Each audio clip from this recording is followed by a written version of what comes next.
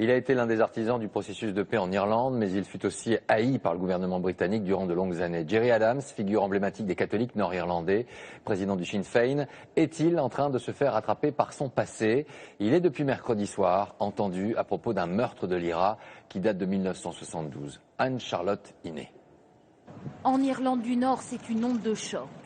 Gerry Adams, figure du processus de paix, vient de passer sa 4e nuit en garde à vue, accusé d'un meurtre vieux de 40 ans. Celui de cette mère de 10 enfants, Jean McConville, enlevée sous leurs yeux en 1972 à Belfast, assassinée puis secrètement enterrée par l'armée républicaine irlandaise. Soupçonnée d'informer l'armée britannique, elle n'aurait en fait que porté secours à un soldat blessé lors d'un attentat. Son corps a été retrouvé sur une plage en 2003. Elle est l'une des 16 disparues d'Irlande du Nord à qui l'IRA aurait réservé le même sort. 40 ans après, les témoins l'affirment, c'est bien Gerry Adams qui aurait commandité le meurtre.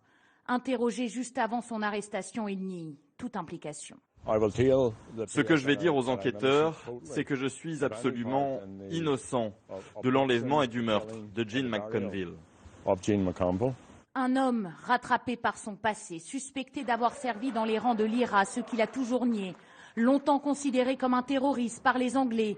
C'est lui qui va signer en 1998 l'accord qui mettra fin à 30 ans de conflit en Irlande du Nord. Pour les Républicains, l'arrestation de leur leader n'est qu'un complot politique. Cette affaire n'est basée que sur des rumeurs, des oui-dire, des articles de presse, rien d'autre.